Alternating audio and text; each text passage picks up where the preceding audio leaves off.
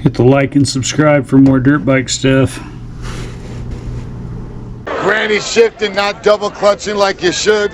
I'm not saying this like trying to beat up on Prado or anything.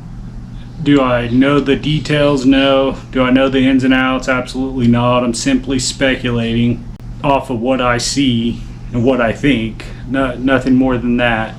Should I speak on it?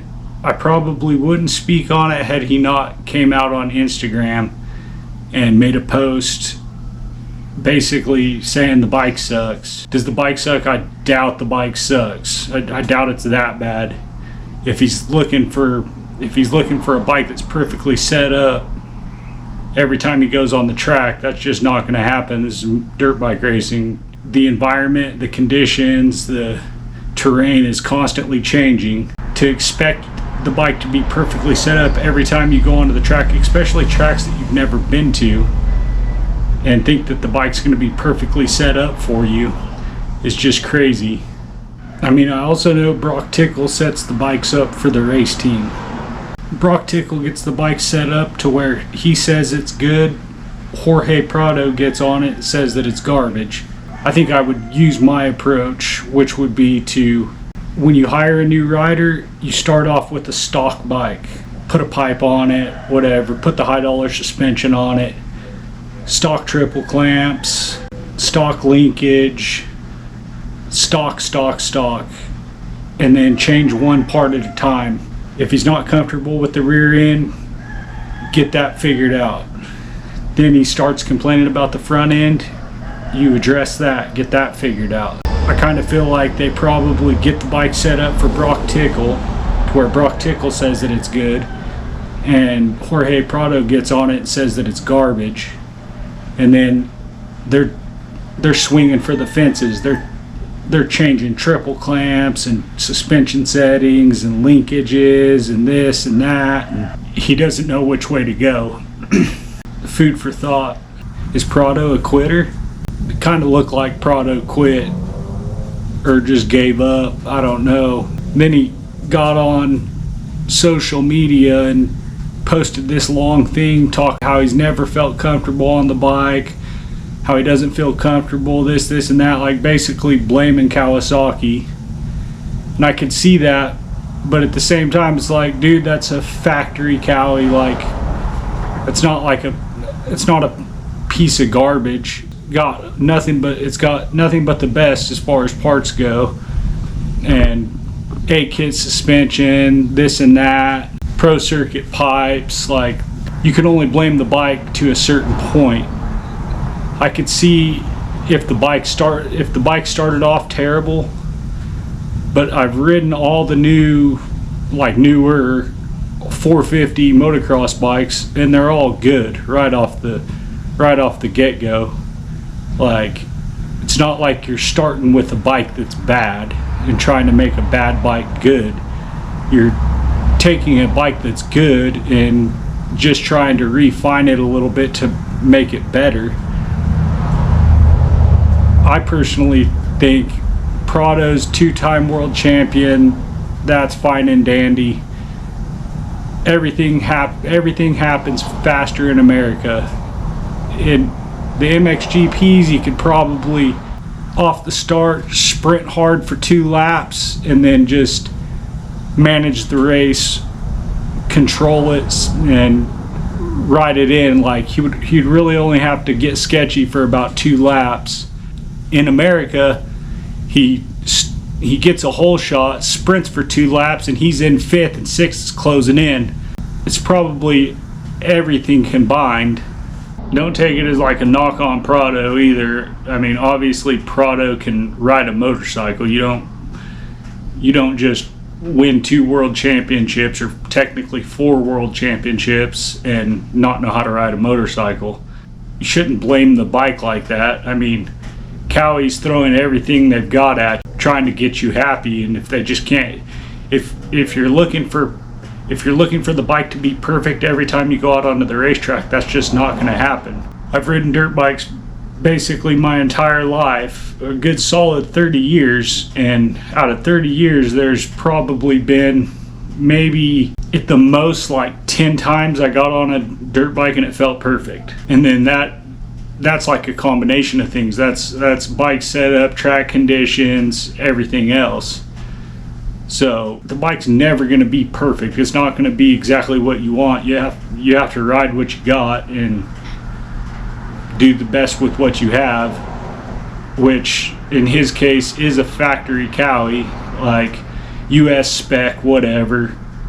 It's A-kit suspension, got $50,000 suspension on it, and it's probably a $100,000 motorcycle, if not more. All the best stuff. I'm sure the bike's not terrible, or the bike's not that bad. I think everything's probably just happening a lot faster in America than what he was used to. So should he be blaming the bike? I don't think so. Maybe he should have tried, instead of starting at the front every moto and just going backwards, maybe he should have tried starting like 30th, and then that way he's moving forward all moto long. Probably be good for his confidence. It's probably not good for his confidence to go out and pull a hole shot and then fade back to 15th or whatever. It's probably be good for his confidence to start 30th and move up to 12th or whatever it is. Like, go forward all moto instead of going backwards all moto. It might have helped him, who knows. It's hard to say. And then if there's something wrong with the bike, discuss it with your team, whatever. Obviously they're trying, because they spent weeks at Club MX. The whole team was there trying to help him get a setup that he likes. Comes out, does pretty good at one of the races. I don't know if it was Washougal or Redbud or something. One of them got like a 5th or something, and said we found something on the bike. Like, then comes out and stinks it up the next 2 races, blaming the bike. Then at Budds Creek, the train came off the tracks and he qualifies 43rd. Like, somebody of your caliber qualifies 43rd, goes out, gets a pretty decent start. I think he was in like 3rd or 4th, and then just goes backwards, goes back to like 12th or something. Then gets on his social media and he's just going to blame the bike. He's going to put it all on the bike, like, oh, I don't feel comfortable. I know what I'm capable of. I personally think that it's just America and everything happens faster in America. Like, 1 through 5 is fast in Europe, and 1 through 20 is fast in America. I just feel like in Europe, competition's not as deep, I guess you could say. But it's still hard to say. But I mean, to just like come out and blatantly just blame the bike and like try to put it off on the bike. Don't take any talk about how I'm in shape. It's not me, it's the bike. I'm like, come on, dude. It's not like you're riding a Cove or a Royal Enfield or something. You're riding a factory Cowie with the best stuff on it. Pro Circuit this, and Pro Circuit that, and factory Cowie this, and factory Cowie that, and KYB suspension or Kayaba, whatever. Probably factory brakes, factory hubs, wheels,